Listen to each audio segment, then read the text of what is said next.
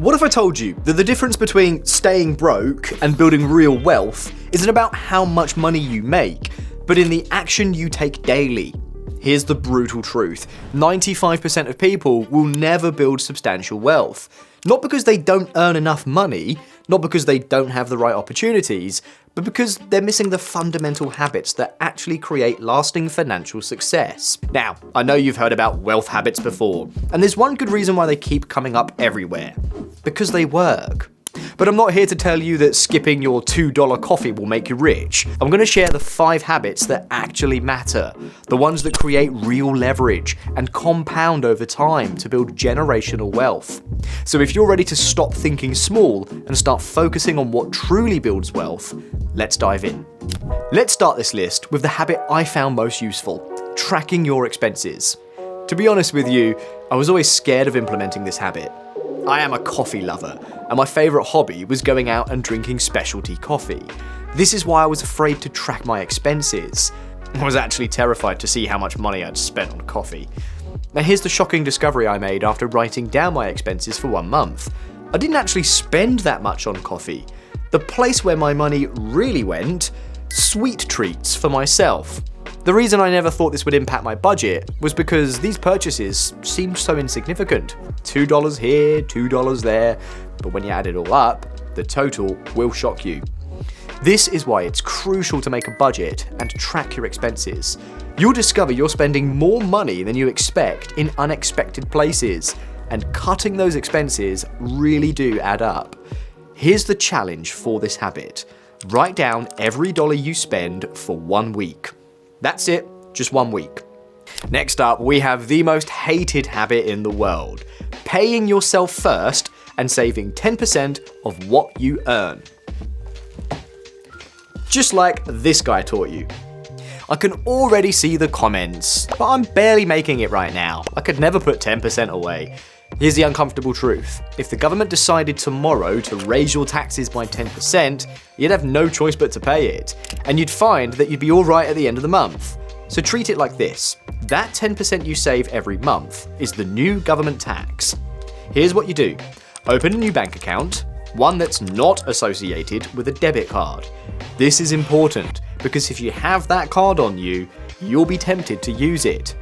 Every time you get paid, the first transfer you make is 10% to that account.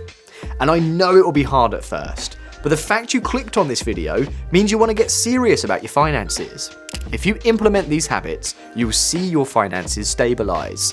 Once you start tracking your expenses, you'll see that 10% of your salary goes to things that really don't matter.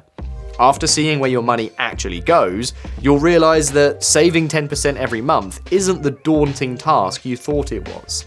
Next up, investing. I know you've probably heard this a million times, but I'm going to explain it so you can finally understand it. Put simply, if you're not investing, you're losing money. Even if you master the first 2 habits, without this one, those habits become irrelevant. You've heard about inflation and how it's bad, but do you know what inflation really is? In simple terms, inflation means money loses power. If today you can buy a banana for $1, due to inflation, that banana will cost $2 next year. The banana didn't change, it's the same banana. What changed is the dollar. Because of inflation, it lost half of its purchasing power.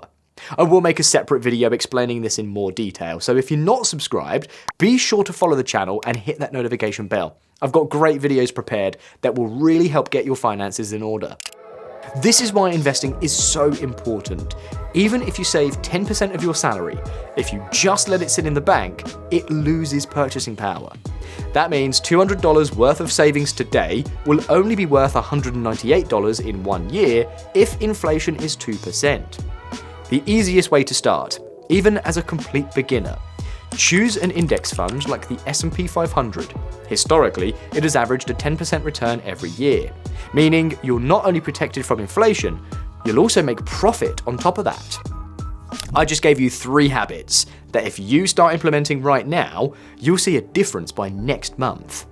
Those are practical habits you need to implement, but you'll also need some mental ones if you really want to get serious about money. Here's the thing: For most people, the problem isn't what they're spending, it's their relationship with money. This is why the fourth habit is gratitude. Our mind is an incredible, unique device. What we focus on is what it attracts. Now, I'm not talking about the law of attraction or visualization here. I'm talking about real, tangible things, and I can prove it to you. Let's do a quick test. For the next 30 seconds, pause this video and look around the room. Pause the video now. Okay, now that you've resumed the video, how many blue things did you see? No cheating here, try to remember as many as you can. Now, you're going to pause the video again, and you're going to look for another 30 seconds. Look around the room and actively try to find blue things. Pause the video now. Okay, now that you've completed both tasks, let me know in the comments how it went. How many blue things did you remember the first time, and how many did you find the second time? There's a huge difference, isn't there? This happens in real life too. If you're always thinking, I don't have enough money, your mind will find ways to prove this is true. But if you practice gratitude, your mind will focus on finding more things to be grateful for. The easiest way to start this habit is journaling. Write down one thing you're grateful for today. You can write it in your phone notes. You don't need a fancy planner, just start doing it. The fifth and final habit I want you to implement is learning. Ideally, you learn something new every day, but I know that's hard at first, so aim for at least something new every week. Everyone agrees this habit is important, but almost no one actually puts it into practice. You don't need to learn complicated strategies or buy expensive courses. Start with the basics. Learn what inflation is, what a credit card is, what a debit card is. Here's why this matters. Financial stability is primarily the result of the decisions you make, not just how much money you earn. Two people with the same income can end up in completely different financial situations based on how they manage risk, spending, and long-term planning. Learning strengthens your decision-making by improving critical thinking, patience, and your ability to evaluate consequences before acting. It helps you understand trade-offs, resist impulsive spending, and think beyond immediate gratification.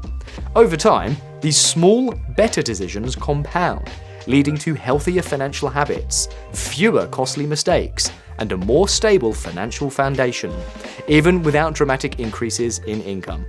So there you have it. I know you've probably heard this a million times, and almost every video about financial education focuses on these exact habits.